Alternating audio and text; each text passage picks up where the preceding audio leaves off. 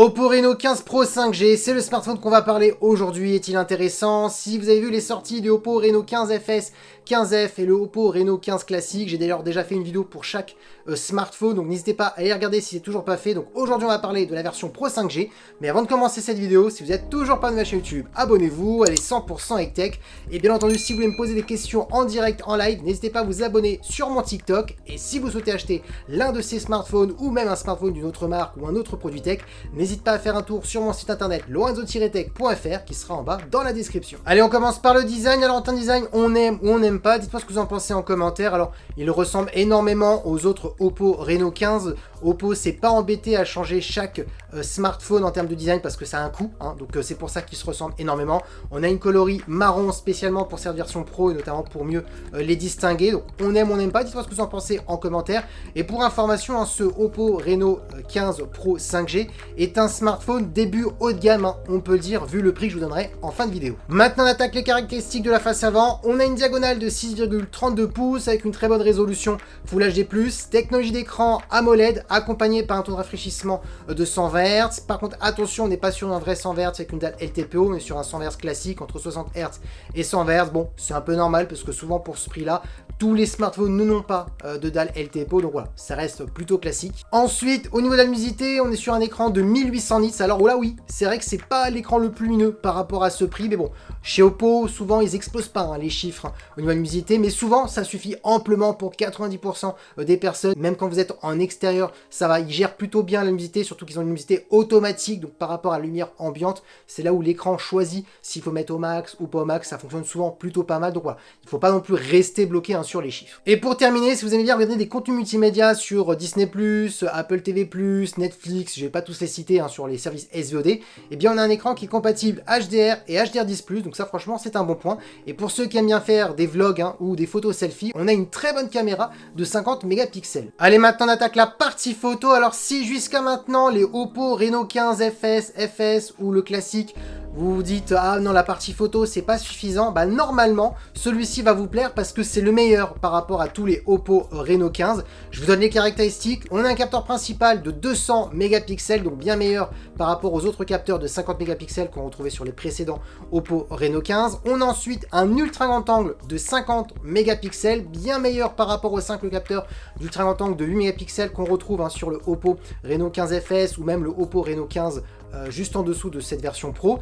Et ensuite on a un téléobjectif de 50 mégapixels qui permet d'avoir un zoom optique jusqu'à x3,5, donc le même téléobjectif qu'on retrouve par contre sur la version classique, mais grâce au capteur ultra grand angle de 50 mégapixels et au capteur principal de 200 mégapixels, on a un smartphone qui aura un meilleur traitement photo, une meilleure qualité d'image, et surtout il est beaucoup plus polyvalent comparé aux autres Oppo Reno 15. Donc oui, si vous voulez un très bon photophone ou le meilleur photophone dans la gamme Reno, et ben il faudra choisir ce Oppo Reno 15 Pro 5G. Et bien entendu, hein, au niveau de la vidéo, on pourra filmer toujours en 4K 60 images par seconde. Maintenant, parlons de performance. Alors on a 12 Go de RAM accompagné d'un processeur de MediaTek, c'est le Dimensity 8450. Alors pour ceux qui ne connaissent pas ce processeur, on est sur un très bon processeur haut de gamme, mais attention, c'est pas le meilleur processeur haut de gamme de MediaTek. Donc c'est là le petit mot, on va dire, de ce smartphone, c'est que par rapport au prix que je vous donnerai en fin de vidéo, c'est vrai que c'est pas le meilleur rapport qualité-prix performance. Mais après, comme je dis souvent, on peut pas tout avoir, on peut pas avoir le bon photophone, le bon écran, la grosse batterie. Donc voilà, c'est compliqué hein, pour Oppo, mais ça reste quand même suffisant pour faire du Genshin Impact, du Call of Duty Mobile avec des graphismes en élevé. Attention, en élevé, c'est juste qu'on n'aura pas les meilleurs FPS hein, comparé à un MediaTek qui est un petit peu supérieur à celui-ci. Ensuite, un autre bon point, eh bien c'est la batterie, parce que oui, la marque a annoncé une batterie quand même de 6200 mAh, donc ça reste quand même une grosse batterie. Et pour ceux qui se disent ah mais dommage, on a du 6500 mAh sur les versions en dessous, oui, mais parce qu'on a des écrans beaucoup plus grands. Là, rappelez-vous, on est sur une diagonale de 6,32 pouces, donc un smartphone plus petit, donc moins de place pour mettre de la batterie, mais du coup aussi un écran plus petit consomme moins qu'un écran plus grand. Et pour terminer en termes de connectivité, on a de la Wi-Fi 6 et du Bluetooth 5.4.